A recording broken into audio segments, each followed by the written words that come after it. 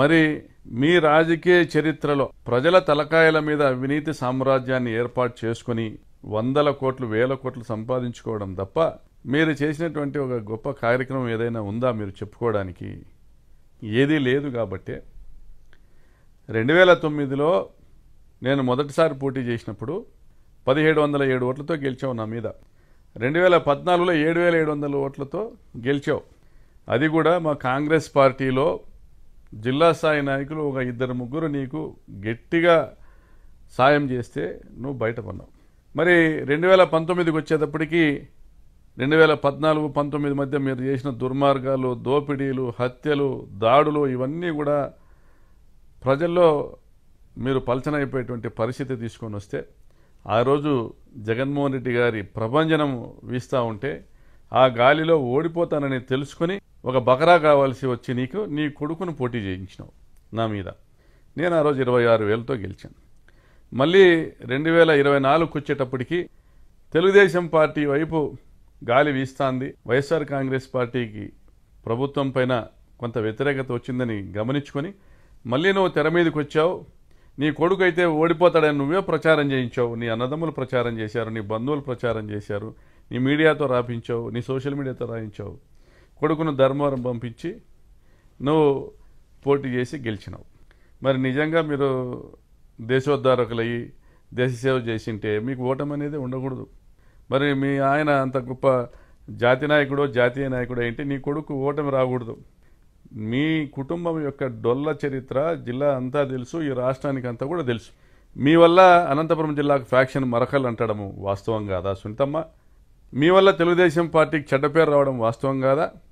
నీ భర్త కాదా వైటీ ప్రభాకర్ రెడ్డి మడకశిర మాజీ ఎమ్మెల్యే గారి ఇంటి మీద బాంబు దాడి చేయించింది? నీ భర్త కాదా గాదిలింగప్పను చంపించింది? నీ భర్త కాదా స్వర్గీయ మాజీ మంత్రి జీనాగిరెడ్డి గారి ఆఫీసు మీద బాంబు దాడి చేయించింది? తెలుగుదేశం పార్టీలో మీ దాడుల వల్ల నష్టపోయిన వాళ్ళు ఎక్కడున్నారు ఈరోజు? నీ భర్తకు టికెట్ ఇప్పించిన సిసి వెంకటరాముడు, సరిపూడి సూర్యనారాయణని అంచివేసింది మీ భర్త కాదా? మరి దుర్మార్గంగా పార్టీలకు అతీతంగా మీరు చేసిన దారుణాల వల్ల నష్టపోయిన వాళ్ళు 100,000 మంది ఉన్నారు. అయినా 1000 సార్లు నువ్వు నీ భర్త హత్యను తెర మీదకి తీసుకొచ్చి రాజకీయంగా లబ్ధి పొందాలనుకుంటావు. మరి నీ భర్తను చంపిన వాళ్ళతో కూడా రాజీపడి వాళ్ళతో కూడా సాయం పొంది నువ్వు రాజకీయంగా గెలవాలనుకుంటావు. అంటే నీకు ఎక్కడ నైతిక విలువలు లేవు. నువ్వు పెద్ద మహానటివి అని మీ పార్టీ నాయకుడే నీకు ఒక పేరు పెట్టినాడు. నువ్వు ఎలా కావాలంటే అలాగా ఒక ఊసర విలుల రంగులు మార్చి చంద్రబాబు గారు అధికారంలోకి వస్తే నా భర్తను చంపినారని పోతావు, మంత్రి పదవి కావాలంటావు, నా కొడుకులను చూడండి అంటావు. నువ్వు రాజకీయంగా లబ్ధి పొందేదానికి, ఆర్థికంగా లబ్ధి పొందేదానికి నీ భర్తను ఉపయోగించుకుంటావు.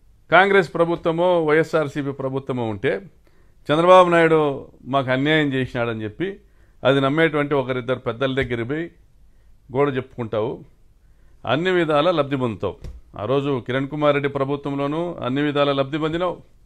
మొన్నటి వరకు మా ప్రభుత్వంలో కూడా మీ ఇంటి చుట్టూ 1000 కోట్ల గ్రానైట్ తవ్వకాలు జరిగితే దాని మీద ఎంక్వైరీలు వేస్తే కూడా మీ మీద చర్యలు లేవు.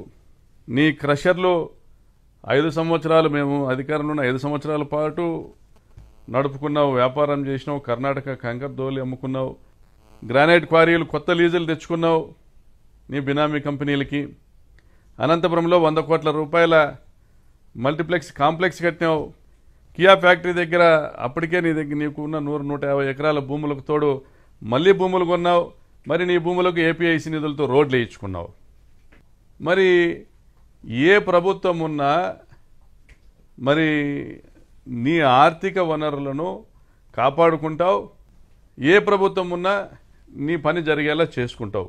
నువ్వు ఇంత గొప్ప మహానటివి కాబట్టే నీ భర్తను చంపినారని నువ్వు ప్రచారం చేసిన జేసీ కుటుంబాన్ని కూడా ఆలింగనం చేసుకునేటువంటి పరిస్థితి నీకుంది కాబట్టే నువ్వు ఏం చెప్పినా ప్రజలు నమ్ముతారనే ఒక నమ్మకం నీకు వచ్చి నువ్వు 14-19 మధ్యలో అబద్ధాలు చెప్పినావు.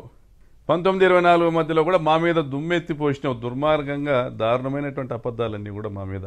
పరిటాల సునీతమ్మ, చివరిగా హెచ్చరిస్తా ఉన్నా, జగన్మోహన్ రెడ్డి వస్తాడు.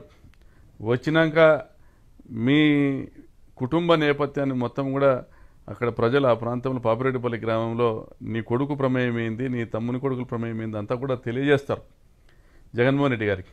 ఈరోజు నీది జరగచ్చుగాక, నీ దుర్మార్గాలు ఇంకా కూడా నువ్వు కొనసాగించవచ్చు, మీ ప్రభుత్వం ఉన్న రోజులు కూడా కొనసాగించవచ్చు. కానీ రేపన్నది మాదే.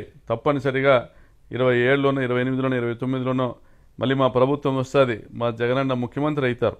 మీరు చేసిన ప్రతి ఒక్క దుర్మార్గాలకు కూడా లెక్కగట్టి ఆ రోజు తగిన సమాధానం చట్టబద్ధంగా తెలియజేయడం జరుగుతుంది. కాబట్టి ఇప్పటికైనా నీ పద్ధతులు మానుకో. నువ్వు ఎవరిని బెదిరించాలనుకుంటున్నావు? నేను అనుకుంటే ఎంపీపీ కాలేనా, నేను అనుకుంటే ప్రకాష్ రెడ్డి తిరుగుతాడా, ఇంకొకటి మాటలు ఇవన్నీ మానుకో.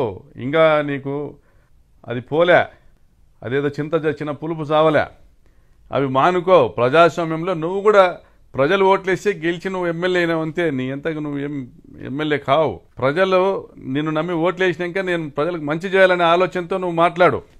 నువ్వు బెదిరించేటట్ల మాటలు ఇంకోటి మాటలు మాట్లాడితే ఎవరు బెదిరే వాళ్ళు ఎవరు లేరు. ప్రజలు మిమ్మల్ని తరిమి కొట్టే రోజులు రాకుండా ఇకనైనా చూసుకో. జగన్మోహన్ రెడ్డి గారి కాలి గోటికి కూడా నువ్వు పనికిరావు. జగన్మోహన్ రెడ్డి గారు మహోన్నతమైనటువంటి వ్యక్తిత్వం కలిగిన నాయకుడు. ఆయన పేదల పట్ల, రైతుల పట్ల, మహిళల పట్ల, విద్యార్థుల పట్ల అపారమైన ప్రేమ కలిగి వారికి సంక్షేమ పథకాల ద్వారా వారి కుటుంబాలను నిలబెట్టిన నాయకుడు. కోట్లాది మంది గుండెల్లో కొలువున్నటువంటి నాయకుడు. జగన్మోహన్ రెడ్డి గురించి మాట్లాడేటువంటి అర్హత నీకి కానీ, నీ కుమారునికి కానీ, నీ కుటుంబానికి కానీ ఎవరికీ లేదు.